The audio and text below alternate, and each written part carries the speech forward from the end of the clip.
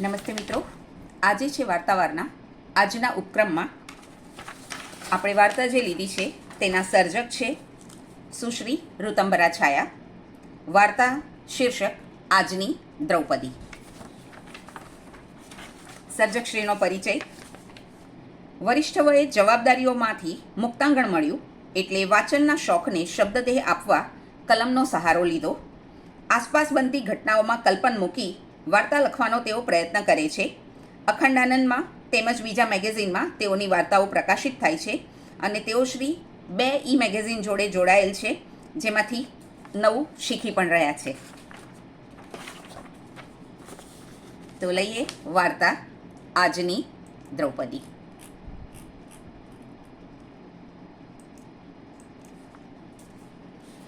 યજ્ઞાની આંખમાંથી બપોરની ઊંઘ નામનું પંખી ઉડી ગયું હતું. તેની ભાભીના એક ફોનથી દિલમાં ઉથલ પાથલ મચી ગઈ. એમણે બહુ વિચિત્ર ભાષામાં વાત કરી હતી. તમે આ બધું શું માંડ્યું છે? 2 પુરુષો સાથે સંબંધ રાખી અને પછી સ્વતંત્ર રહેવા જવાનું પસંદ કર્યું? આપણા પરિવારની પ્રતિષ્ઠાનો વિચાર ન આવ્યો? ઘરની બહાર ભણવા ગયા એટલે પરિવારને માળીએ મૂકી દેવાનો? અત્યારે મમ્મી પપ્પા જીવતા હોત તો એમને કેટલું વીત્યું હોત? આવું સાંભળીને યજ્ઞાએ ધડાક કરીને ફોન મૂકી દીધો. સ્વભાવ પ્રમાણે તે ઉકળી પડી. આ લોકો મને સમજે છે શું? મારા શરીરની હું માલિક છું. મને કયા આધારે ચરિત્રહીન માની બેઠા? એક સ્ત્રીનું પ્રામાણિક હોવું પૂરતું નથી? શું મારે સમાજનો સારો અભિપ્રાય લેવા માટે મારા વર્તનમાં સીમા બાંધવાની? મારે કયા પુરુષ સાથે રહેવું કે ન રહેવું એ પણ સમાજ નક્કી કરશે? અરે, મેં ક્યાં પારકા પુરુષો સાથે સંબંધ રાખ્યો હતો?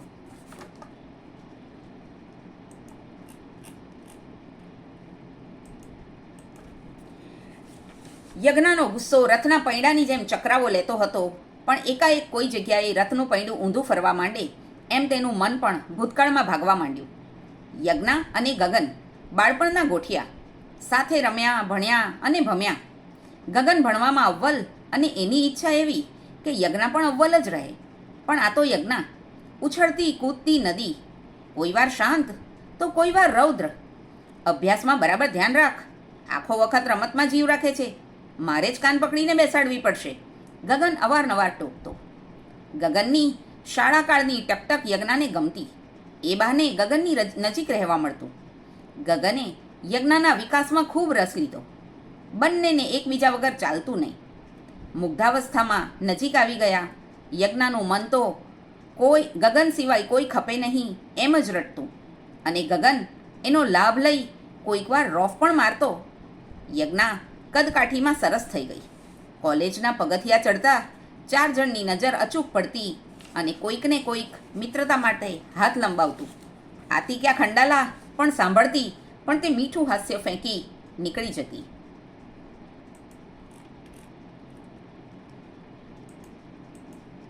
કોલેજમાં મુક્તાંગણ મળતા એ વધુ ખીલી ગઈ. મિત્રોની સંગતમાં આનંદ લેતી યજ્ઞાને ગગનનું આધિપત્ય ખટકવા લાગ્યું. ગગનની ચાંપતી નજર જાણે એનો પીછો કરતી હોય એમ લાગ્યા કરતું. પ્રેમ કરવાની આ કેવી રીત? અને એક દિવસ અકળાઈ. અરે ગગન, ક્યાં સુધી તું આમ પીછો કરીશ? તારા પંતુવેડા ક્યારે છોડીશ? બધા સાથે મુક્ત રીતે મળને. તું પહેલાં આવો નહોતો જ, હવે બદલાયેલો છે. આવો જ રહીશ તો આપણું ગાડું કેમનું ચાલશે? હું તો આવો જ છું અને રહીશ. બદલાવાનું તારે છે. ગગનનો આવો આઘાતજનક અને ઉપેક્ષાભર્યા જવાબથી યજ્ઞા સમસમી ગઈ. તારો આ કેવો જવાબ છે? આવો સ્વભાવ મારે સહન કરવાનો? કેમ, તું શું વિચારે છે? તારામાં તાકાત છે? હિંમત હોય તો બીજા પાસે જા. સિંહણ જાણે ઘવાઈ. વિચારીશ જ. આપણા પ્રેમનો અંજામ આપણા હાથમાં છે ગગન. પણ ગગન તો પોતાનામાં મસ્ત જ રહ્યો. યજ્ઞા થોડા દિવસ કોલેજના ટ્રેકિંગ કેમ્પમાં ઉપડી ગઈ. ગગનના જવાબથી હૃદય આળું થયું હતું. એને લાગ્યું હવે થોડા ચેન્જની જરૂર છે.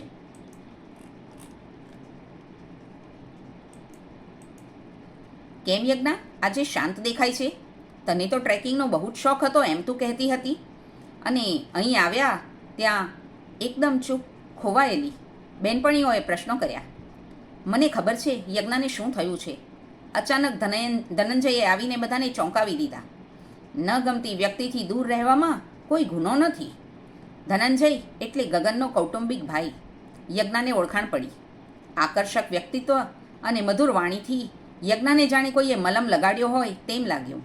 આળું હૃદય કૂણું પડવા માંડ્યું. તે પછીના દિવસોમાં ધનંજયે યજ્ઞાનું ખૂબ ધ્યાન રાખ્યું. યજ્ઞને જેવા પુરુષની કલ્પના હતી તે ફ્રેમમાં ધનંજય બરાબર ફિટ બેસી ગયો. તે મુક્તપણે તેની સાથે ફરવા લાગી. બે લાગણીભર્યા દિલ ખીલી ઉઠ્યા. બંને જાણે એકબીજા માટે સર્જાયા હોય તેવી તોફાન મસ્તીમાં મસ્ત રહેતા હતા. કોઈક દિવસ યજ્ઞાને દિલમાં ક્યાંક ખટક ગગન માટે રહેતી. જો બીત ગઈ સો બાત ગઈ કહી ધનંજય વહાલથી બાથમાં લેતો. યજ્ઞ બધું ભૂલીને વળગી જતી. જય, 3 મહિના પછી મારું ભણવાનું પૂરું થશે. પછી હું આઝાદ પંખી. હા, જોબ તો કરીશ જ. તું શું વિચારે છે? જોબની શોધમાં છે ને? હા, જોબ તો મળી જ જશે. પણ તે સાથે હું તો તને પાનેતરજમાં જોવા અધીરો થયો છું. તેનું શું? બસ હવે, ક્યાં પહોંચી ગયો તું? યજ્ઞ પોતે પણ સોનેરી સ્વપ્નમાં ખોવાઈ ગઈ. એક દિવસ કોલેજમાં લેક્ચર વહેલું પૂરું થતાં યજ્ઞ સરપ્રાઈઝ આપવા ધનંજયને ઘેર પહોંચી ગઈ. ધીમેથી દરવાજે ટકોરા મારવા ગઈ અને એણે ધનંજયને કોઈ સાથે ફોન ઉપર વાત કરતા સાંભળ્યો.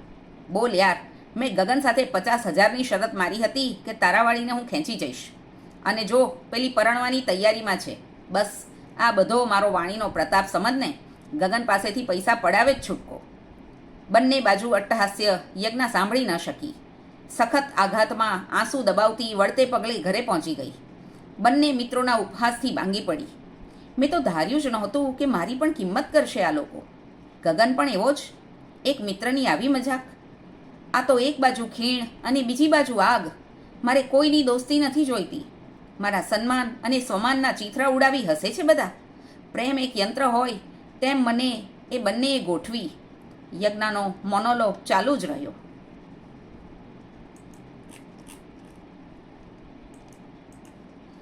યજ્ઞનું મન ચક્રાવો ખાઈ ફરી વર્તમાનમાં આવ્યું. હવે પરીક્ષાની તૈયારી સિવાય કોઈ પડોજણ મારે કરવી નથી. બસ બહુ થયું. યજ્ઞ જાણે યજ્ઞમાં બેસી ગઈ. સખત તૈયારી સાથે પરીક્ષા પૂરી કરી. પણ હવે જ મન દાસીમાં હતું, અટવાયેલું હતું. છાતીમાં મિત્રોનું છલ ખૂંચતું હતું. ત્યાં જ સામે કોઈ જાણીતો ચહેરો નજીક આવતો લાગ્યો. કોણ? અરે ક્રિશિવ, તું? કેટલા વર્ષે? ક્યાં હતો અત્યાર સુધી? હા, હું જ તારો મિત્ર. તું ભૂલી ગઈ હતી? મરક મરક હસતા. મારી પાસે મહાભારતના સંજય જેવી દ્રષ્ટિ છે. યજ્ઞ ખરેખર બગવાઈ ગઈ. તને આજે મારા ખભાની જરૂર છે. મારે કોઈ ચર્ચા નથી કરવી. બસ દુનિયાને છોડ, તું આગળ વધતી રહે. આ તારે માટે જોબની તક છે તે બતાવવા આવ્યો છું. યજ્ઞની આંખમાં અનરાધાર ચોમાસું વર્તાયું. તો અહીં જ આ વાર્તા પૂરી થઈ મિત્રો. આપના પ્રતિભાવો આપ કોમેન્ટ્સમાં આપી શકશો. હા, ફેસબુક લાઈવ બંધ થયું. હવે આપણે વાર્તા વિશે ચર્ચા કરીએ. પહેલાં યજ્ઞાબેન, સોરી ઋતંબરાજી, આપની વાર્તા વિશે પહેલાં આપની પાસેથી જાણીએ. હા બેન, આપનું માઇક બંધ છે.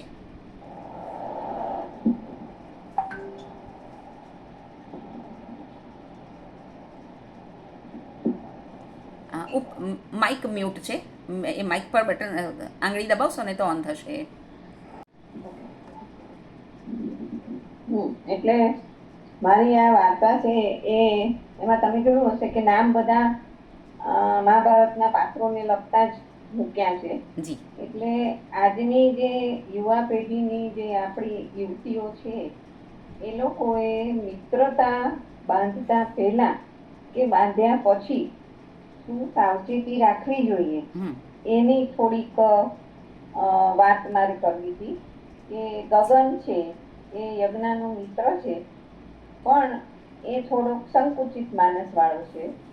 એટલે એની સાથે રહી તો ખરી, બાળપણની મિત્ર હતો એની સાથે ભણ્યો ગણ્યો બધું, પણ જેવી યુવા અવસ્થામાં આવે છે એટલે પોઝિટિવનેસ આવી જાય છે ગગનમાં. અને એટલે એ ગગન ગમે એ રીતે પણ એને પોતાની પાસે જ રાખવા માંગે છે. અને યજ્ઞા છે એને નામ પ્રમાણે એ તો ઉછળતી કૂદતી છે બેને આવું ગમતું નથી એટલે એક બે વાર ટકોરે છે.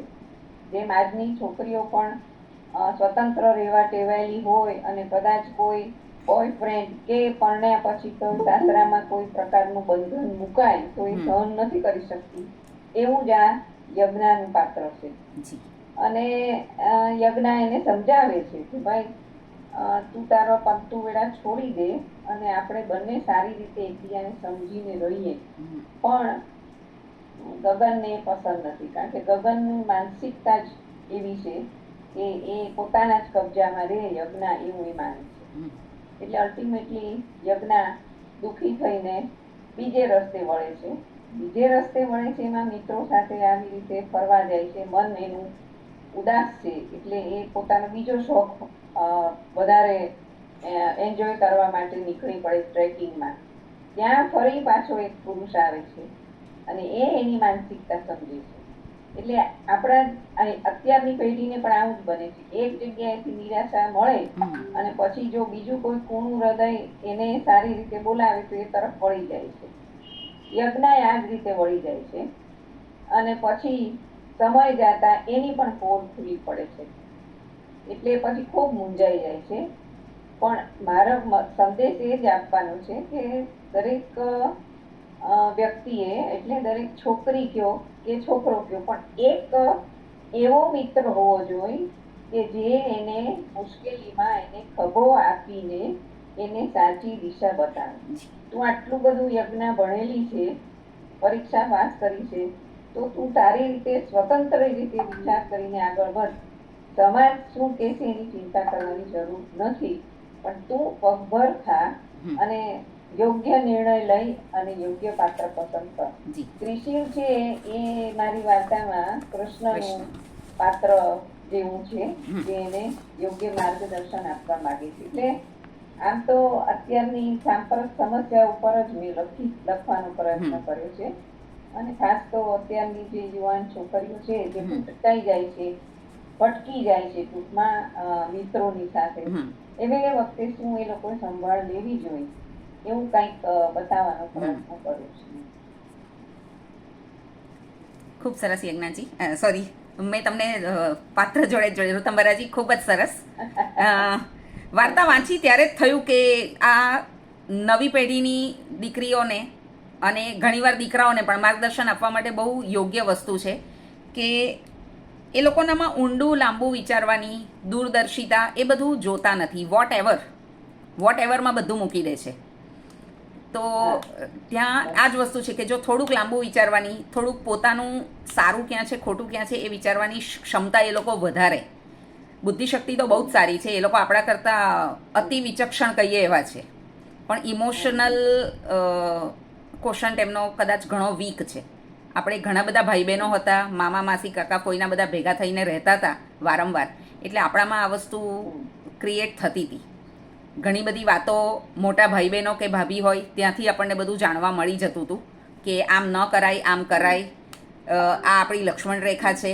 એ બધી જ છોકરાઓ છોકરીઓને ખબર હતી કે આપણા કુળ કુટુંબ બધાને શું શોભે અને શું નહીં. તો અહીંયા આ કહી શકાય કે આ છોકરી વિભક્ત કુટુંબમાં હશે અને ભણવા માટે જે ઉઘાડું આસમાન મળ્યું છે તો એમાં પાછળ બે રોકટોક જિંદગી હોવાની, એટલે જ આ વસ્તુ એટલે પહેલા જ પેરેગ્રાફમાં ભાભી એને કહે છે કે તમને ભણવા બહાર મોકલ્યા, એનો મતલબ એવો તો નથી જ કે તમારે મુક્તાંગણની જેમ જેની સાથે રહેવું એની સાથે તમે કરો. એટલે એ મેઇન મુખ્ય મુદ્દો છે કે આજકાલ છોકરીઓ બહાર ભણવા જાય છે, આપણે એને ખુલ્લું આસમાન આપ્યું છે, એને પ્રગતિ કરે એવું પેરેન્ટ ઈચ્છે છે. તો એવી વખતે તમારા માઇન્ડમાં એક બેલેન્સ હોવું જોઈએ કે કઈ દિશા સારી છે, કઈ ખોટી છે, કઈ સાચી છે અને ક્યાં ભય છે. એ જો તમારામાં ક્ષમતા, જેટલી તમે બુદ્ધિશાળી છો એટલા હૃદયથી પણ એટલા સજાગ રહો. ખાલી આમ ફરવા હરવા માટે તમે મિત્ર કરી લો અને પછી આગળ વધો અને પછી તમે માનસિક રીતે પડી ભાંગો, એવું સ્ટેજ ન આવવું જોઈએ તમારામાં. એવું કહેવાનો પ્રયાસ કર્યો છે આ વાર્તામાં. જી, ખૂબ ખૂબ આભાર. હવે આપણે મિત્રોના મંતવ્ય સાંભળીએ. એમણે કયા એસ્પેક્ટથી માણી છે. ઈશિતાજી.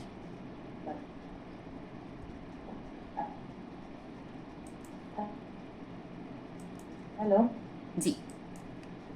આપ સાંભળી શકો છો મેમ? હાજી હાજી. ઓકે, જય શ્રી કૃષ્ણ મેડમ. જય શ્રી કૃષ્ણ. ઋતુંભરા મેડમ, આપને પણ જય શ્રી કૃષ્ણ. સર્વને બી શુભ સંધ્યા. જય શ્રી કૃષ્ણ જય બધાને. શ્રી કૃષ્ણ. મને વાર્તા ખૂબ ગમી. વાર્તાનું શીર્ષક વધારે ગમ્યું, આજની દ્રૌપદી. એકદમ યુનિક શીર્ષક લાગ્યું.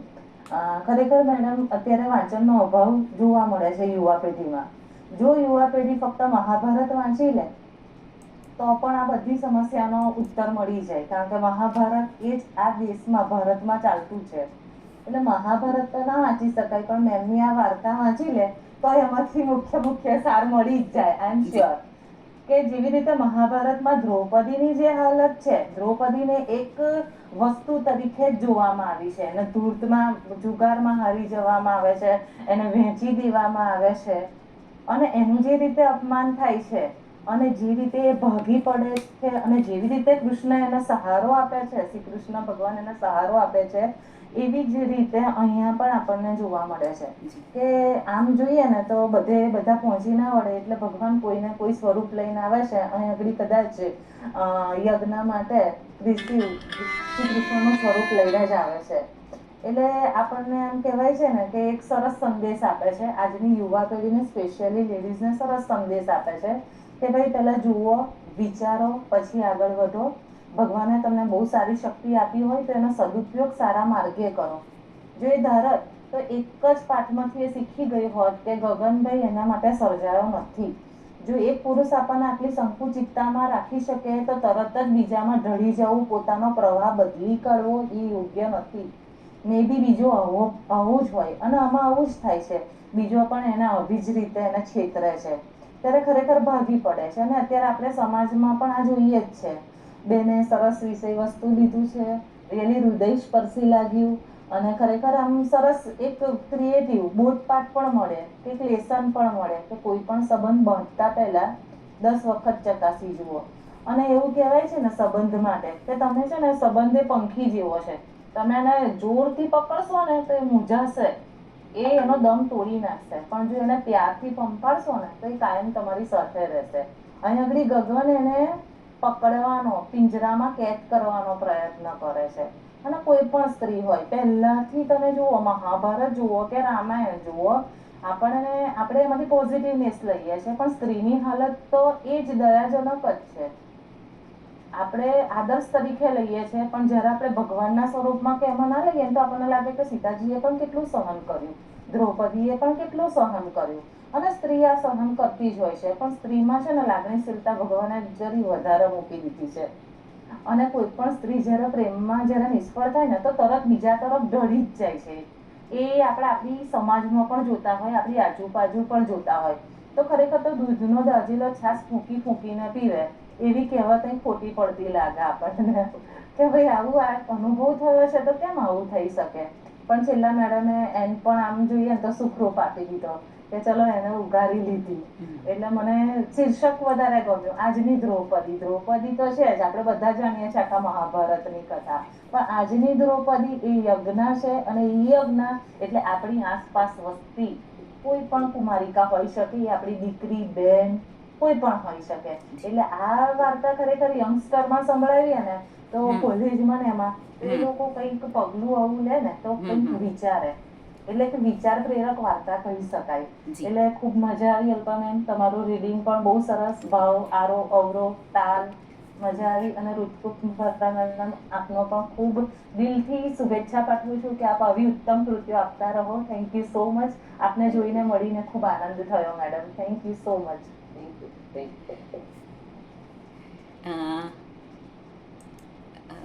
મનીષાબેન, આપ મંતવ્ય આપી શકશો? હા જરૂર. નમસ્તે ઋતુંબરાબેન. આપણે વાર્તા વિશ્વ ગ્રુપમાં પણ હું આપની સાથે હતી અને આપનું લખાણ સારી રીતે જાણું છું. મને બહુ જ ગમી તમારી વાર્તા.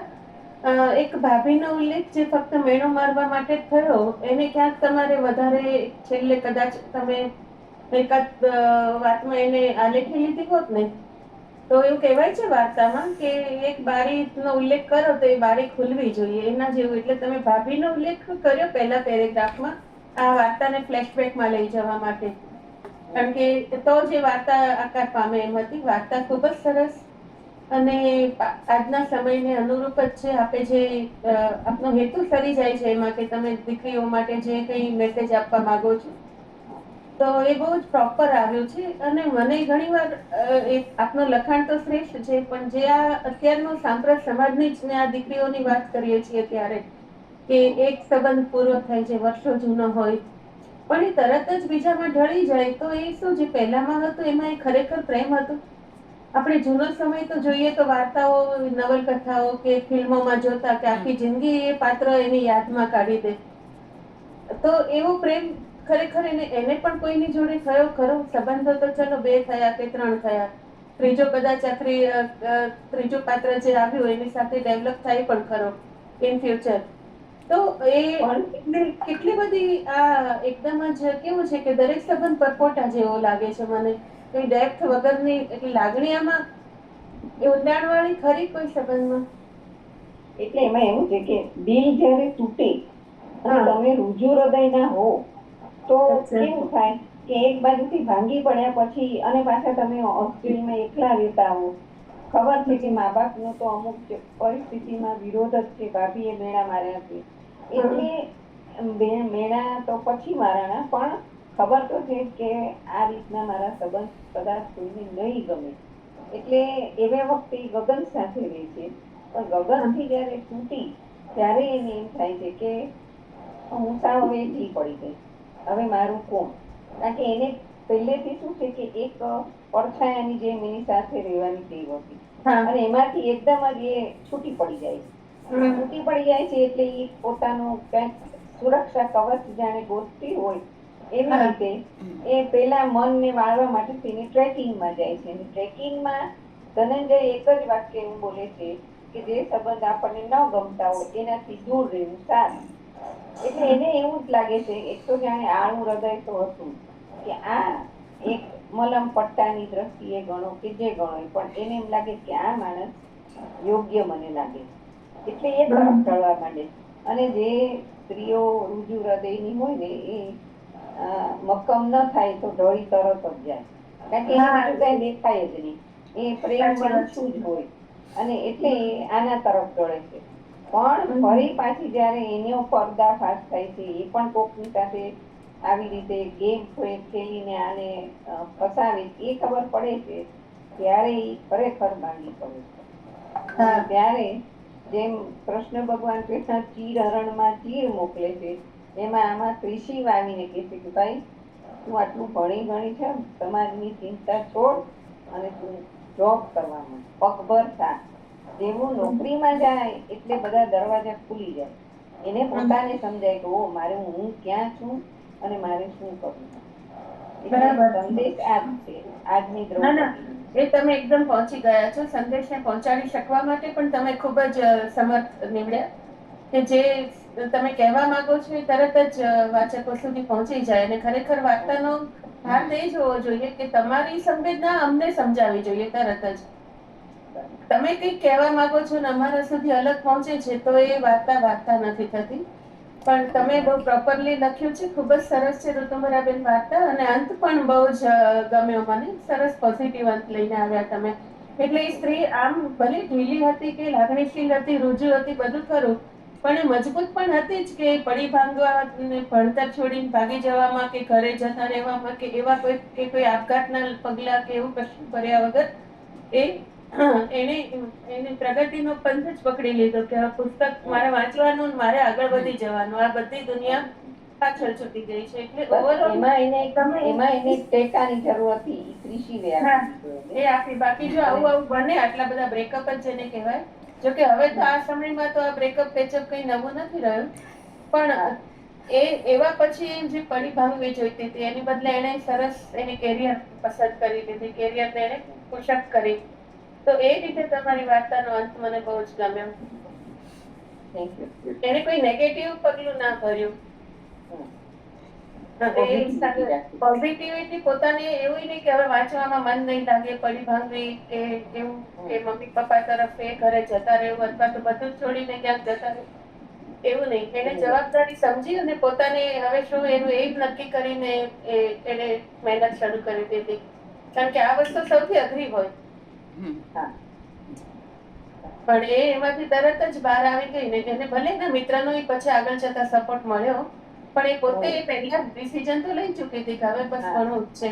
હા, બસ. એટલે એના ડિસિઝનને ઘણી વ્યક્તિત્વ એવા હોય છે કે થોડાક પુશઅપની જરૂર પડે છે. હમ. હા બેન. પછી તો જાય જ છે. આમાં આવું થયું પણ પોઝિટિવ પુશઅપ થયું. પેલા બે પાત્રોમાં નેગેટિવ પુશઅપ હતું, આમાં ક્રિશીએ પોઝિટિવ પુશઅપ આપ્યું. એટલે એ રીતે વાર્તા તમારી બહુ જ ગમી. તમે સ્ત્રી પાત્રને મજબૂત બનાવી દીધું છેલ્લે. ખૂબ સરસ બેન, અભિનંદન. અને લખતા રહો ખૂબ ખૂબ. હવેના સમયમાં ક્રિયા એટલે સર્જન અટકવું ના જોઈએ કોઈ પણ સંજોગોમાં. સાચી વાત. ખૂબ સરસ લખો બેન. આપને શુભેચ્છા. અને અલ્પાબેન, બહુ મજા આવી તમારા પઠનની. 9 વાગ્યાથી મને એમ થયું કે હજી ક્યારે 9:30. ચાલો મળીએ, આવજો. જય શ્રી કૃષ્ણ. સુનીતાજી. જય શ્રી કૃષ્ણ. જય શ્રી કૃષ્ણ. બહુ સરસ વાર્તા હતી, હૃદય સ્પર્શી હતી. તમે આજની યુવતીઓ જે ડિપ્રેશનમાં ચાલી જાય એને પાછી પોઝિટિવ કેવી રીતે વ્યૂ લેવાનો અને સરસ રીતે એને માર્ગદર્શન કર્યું કે ભાઈ તમે ભલે 1 વાર ભાંગો, 2 વાર ભાંગો, પણ પાછા ઊભા થઈ જાઓ અને તમારો માર્ગ તમે પોતે નીવડો. જેમ કૃષ્ણએ અર્જુનને કહ્યું કે તું કર્મ કર, તેમ આને પણ ઋષિઓએ એક કામ કરવાની પ્રેરણા આપી, એટલે કર્મ કરવાનું જ કહ્યું કે કર્મ કર ભાઈ, ફળની આશા ન રાખ. તેવી રીતે સરસ એક સ્ત્રી. અને ખરેખર બેન આ બધું બનતું હોય છે આજકાલ, આજની વાસ્તવિકતા છે. આજની યુવતી નહીં, ફક્ત સ્ત્રીઓમાં બી સહનશક્તિ બહુ ઓછી થઈ ગઈ છે. એટલે એક સ્ત્રી જો ન ગમે તો તરત જ એ પોતાના પતિને બી ડિવોર્સ આપવાને આગળ પાછળ વિચાર નથી કરતી. નથી ફાવતું, છોડી દો. એટલે એટલું બધું ઈઝી થઈ ગયું છે એ લોકો માટે કે નાની નાની વાતમાં પણ એ લોકો અલગ રહેવાનું પસંદ કરે ને પોતાને આ રીતે જોબ કરતા હોય કે આગળ વધવું હોય એમના માટે, તો એ પોતાની રીતે આગળ વધવાને સક્ષમ હોય છે. એટલે એવી રીતે વિચાર કરે છે. પણ તમે જે કહ્યું કે ભાઈ એ જે ગગન હતો, એની જે માનસિકતા હતી એ આજે પણ ભલે આત્મનિર્ભર સ્ત્રી થઈ છે, પણ ઘણા પુરુષોની એવી જ માનસિકતા છે કે એને પોતાના કંટ્રોલમાં રાખવા જ ઈચ્છે છે. ભલે એ ભણી છે, એ નોકરી કરે છે, પણ બહારથી આવ્યા પછી બી કંટ્રોલ તો એનો પોતાનો જ હોય એવું એ ઈચ્છે છે. એટલે આવા લોકો નથી બદલાઈ શકતા સમાજમાં. પણ હવે આને ખ્યાલ આવી ગયો હતો અને આ બહુ હળવા હૃદયની હતી, એટલે એને લાગ્યું, બીજું પાત્ર મળ્યું તો કે ભાઈ આ મને બરાબર મારા પ્રેમના લાયક છે, આ મને પ્રેમ આપશે ધનંજય. પરંતુ ધનંજયે પણ એક ચેલેન્જ માટે, એક શરત માટે એનો યુઝ કર્યો હતો. અને એ જ્યારે એને ખબર પડી ત્યારે એનું હૈયું એકદમ ભાંગી ગયું કે આજે મારા સાથે કેવું થયું કે મેં એકને પ્રેમ કર્યો તો એને મને પિંજરામાં બંધ કરવા ચાહી.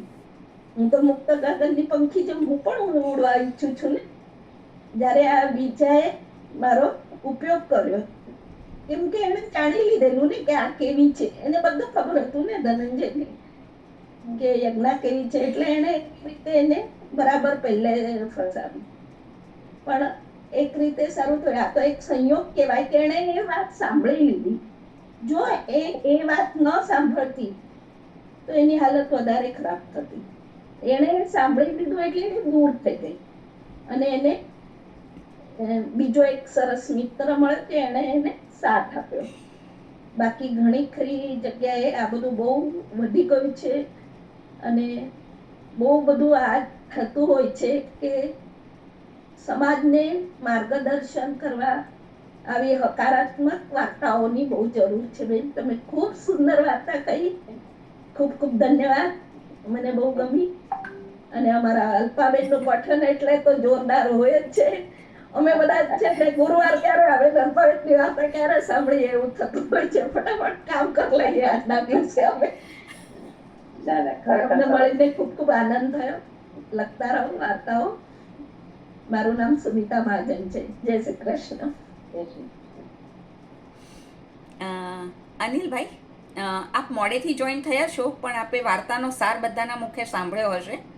આપ કંઈક મંતવ્ય આપી શકશો?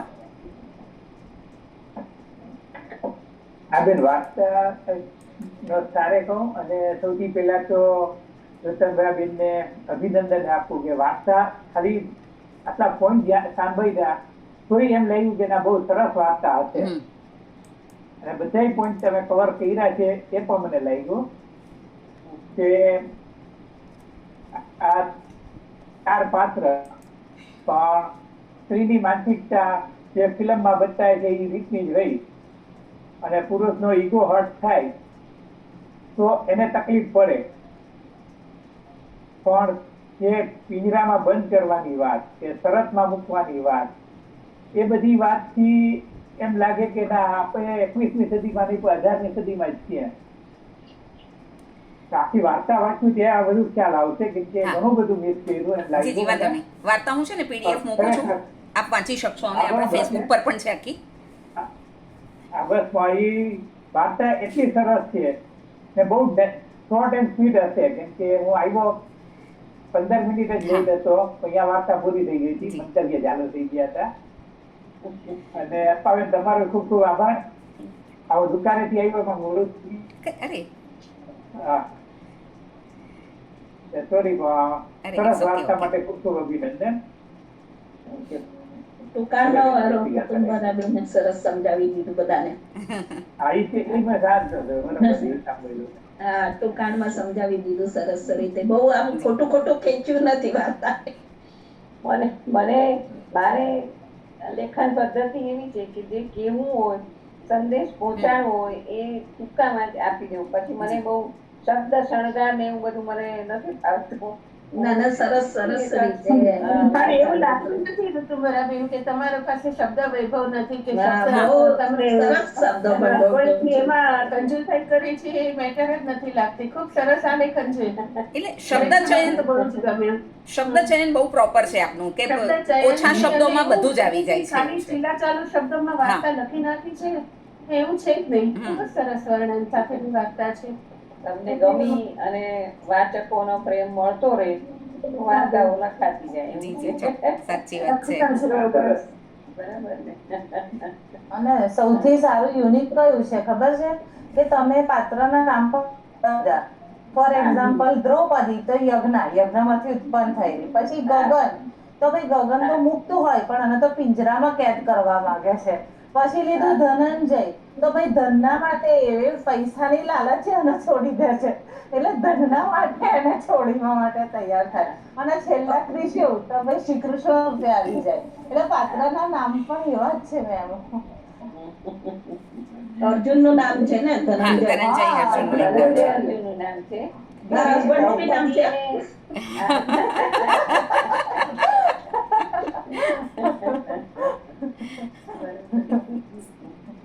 તમને એવો વિચાર કેમ આવ્યો મેમ કે વાર્તાનું નામ આજની દ્રૌપદી રાખો? એટલે જે ટોપિક હતો કે ભાઈ મહાભારતના એકાદ પાત્ર ઉપર તમારે લખવું, એટલે મેં દ્રૌપદી લીધું. ઓકે.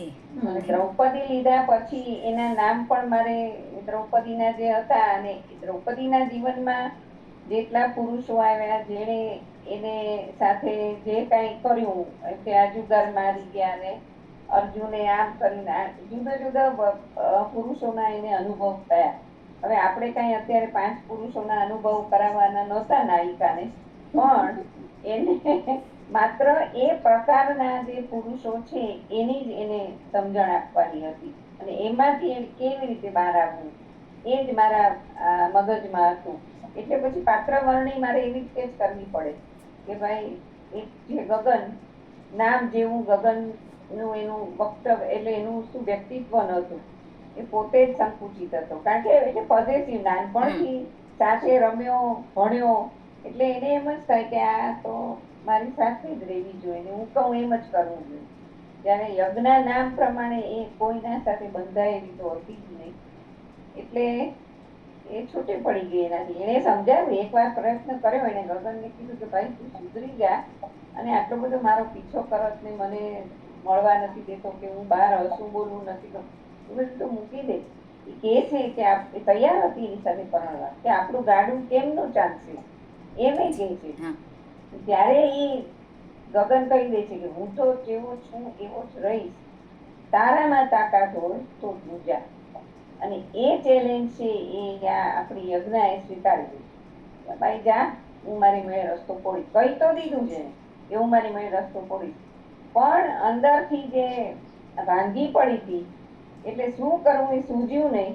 અને જેવો બીજો પુરુષ મળ્યો અને એને મલમ પટ્ટા કર્યા એટલે એમાં પાછી ઢળી ગઈ. એટલે 2 વાર એને ખત્તા ખાધા અને એ બીજી વારનું જે ખત્તા ખાધું એમાં એને ખબર પડી કે ભાઈ આ પ્રકારના પુરુષો સાથે વ્યવહાર કરવાથી વધારે ફસાઈ ગઈ. એટલે પછી પોતાની જે અધૂરું ભણતર હતું એ પૂરું કરે. પૂરું કર્યા પછી પણ એને સમજાતું નથી કે હવે શું કરવું. એ વખતે એક સાચો મિત્ર એને મળી જાય છે, જે કૃષિ. અને એ કૃષિ પોતે કહેતો નથી, પોતાના લગ્ન થઈ જ ગયા છે એટલે એને કાંઈ આની સાથે બીજો કોઈ વ્યવહારનો એને રસ નહોતો. પણ તું સાવ સમાજની સામે તું ભાંગી પડી કે ચાલ તું મારા ખભે માથું ઢાળી શકીશ અને રડી લે, પણ તું તારો સાચો માર્ગ પસંદ કરી લે, તું આટલી ભણેલી છે તો એમાં જ તું આગળ વધ. એટલું જ કહેવાની એની જરૂર હતી. બાકી યજ્ઞા પોતે સક્ષમ જ હતી પણ થોડીક શું કહેવાય ગેરમાર્ગે દોરાઈ ગઈ હતી લાગણીઓમાં, એમાંથી એને ઉગાડી. એટલે પાત્રો મેં એવા મૂક્યા પણ આ સમસ્યા સાંપ્રત સમાજની લઈ લીધી. એટલે આવા મિત્રો બધાને જ મળવા જોઈએ એટલે કોઈ સ્ત્રી જાય જ નહીં બીજા. ની તૈયારી છે એટલે હું ફોનમાંથી વિદાય લઈ લઉં છું. Okay okay. હા, વૈશાલીબેન. ખૂબ ખૂબ આભાર મિત્રો. જી વૈશાલીબેન.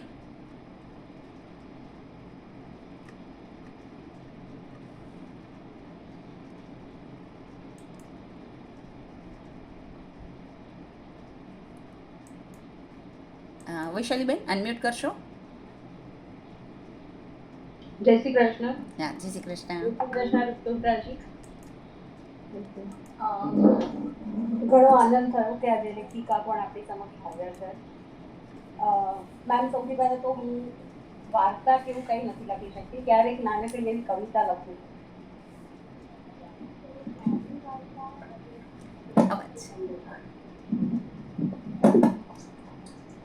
આટલી નાની વાર્તાથી પણ એક સંદેશ આપી શકાય.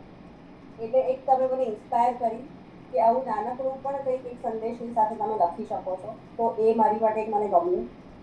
બીજું, જે મારે એક દીકરો છે એટલે હું પોતે એવું માનું છું કે એક છોકરીની દર વખતે મિસ્ટેક નથી હોતી. આજના યુગમાં દરેક છોકરાઓએ પણ સમજવાની જરૂર છે. એ લોકોની મેન્ટાલિટી અત્યારે કેવી છે એ તમારી વાર્તામાં સ્પષ્ટ થાય છે. તો એવું નથી કે ખાલી યજ્ઞાનો જ વાંક છે. અને કોઈને પણ એક પુરુષ હોય કે સ્ત્રી, જ્યારે એનો કોઈ સહારો છૂટે તો એને કોઈ ને કોઈ રીતે દરેક વ્યક્તિને સહારાની જરૂર પડે. એવું નથી કે ખાલી આપણી દીકરીઓને સહારા માટે જરૂર પડે છે ને એ લોકો ખેંચાઈ જાય છે. હા, એ સ્ત્રીઓ લાગણીશીલ છે એટલા માટે કદાચ એવા સંબંધો વધારે એવા આપણને દેખાય છે, પણ એ વસ્તુ પુરુષમાં પણ એટલું જ છે, એમને પણ એટલી જ જરૂર પડે છે એવું માનું છું. એટલે જે આ લોકોની જે મેન્ટાલિટી છે, જે 2 છોકરાઓની જે તમે વાત કરી એમની જે મેન્ટાલિટી છે એ પણ સમજવાની જરૂર છે. એ મારે દીકરો છે ને હું તો એવું જ ઈચ્છું કે હું એને સમજાવું કે કેવી રીતના કોઈનું સ્ત્રીનું અપમાન ના કરવું જોઈએ. તો એ પણ તમારી વાર્તામાં મને મારા એંગલથી એવું રીતે પણ જોયું છે. અને એવા પણ સ્ત્રી પુરુષો હોય છે કે જે એકબીજાનો સહારો ટેકો બને છે, જે કૃષિઓ બન્યો યજ્ઞનો, તો એ પણ ઘણી સારી વાત છે. તો એ રીતે મેં આ વાર્તાને જોઈ છે. અને આજે આપણે દ્રૌપદી હતી પણ એની સાથે 5 પુરુષો પણ હતા. એકલી દ્રૌપદીનો વાંક નહોતો, રાઈટ?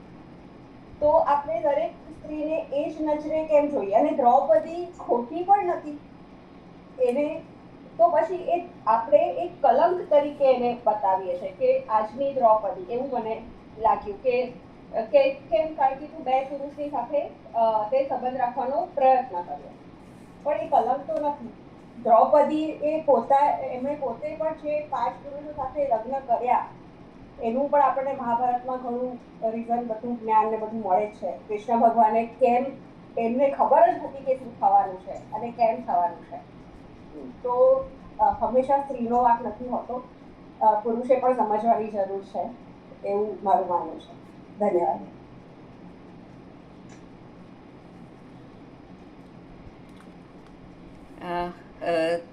ચર્ચા ઘણી સારી રહી. વૈશાલીજીએ કહ્યું એ પ્રમાણે હું પણ એક વસ્તુ માનું છું કે જ્યારે દીકરી બહાર જતી હોય એને કહીએ કે 7 વાગે, 8 વાગે, 9 વાગે કે વોટ એવર જે ટાઈમ છે, દરેક ઘરની એક સીમા હોય છે, એ ટાઈમે આવી જજે, તું ક્યાં હતી, કોની સાથે હતી, ફોન નંબર આપીને જા. આ બધા જ પ્રશ્નો જ્યારે દીકરાને પણ કરવામાં આવશે ત્યારે સમાજ ઘણો બદલાઈ જશે. જ્યારે દીકરો બહાર જાય છે ત્યારે એવું કહેવાય કે મોટા છે એટલે જાય, ગલીના નાકે ઊભા હોય, પાનના ગલ્લે ઊભા હોય કે કેફેમાં બેઠા હોય, એને ઘરે આવી જા માટે ફોન નથી થતો, અથવા તું કોની જોડે છે કે એ પણ કહેવાતું નથી હોતું. એવું નથી કહેતી 100% નથી કહેવાતું, પણ 80 થી 90% ઘરોમાં આ વસ્તુ નથી કહેવાતી. છોકરો છે જાય, અને આપણી જૂની કહેવત પ્રમાણે કે છોકરો તાંબાનો લોટો છે ઘસીને ઉજળો થઈ જાય, અને દીકરીએ માટીની હાંડલી જેવું છે, ફૂટી જાય, ઠીકરા ઠીકરા થઈ જાય.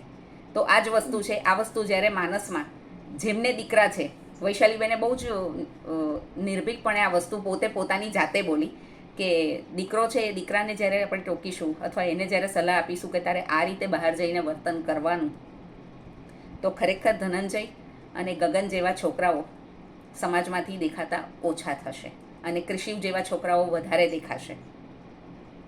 મારા દીકરાનું નામ પણ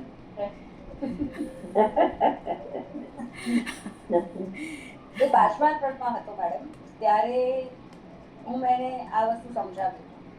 માફ કરશો, આ પ્લેટફોર્મ પર બોલાય કે નહીં, હા, હું પણ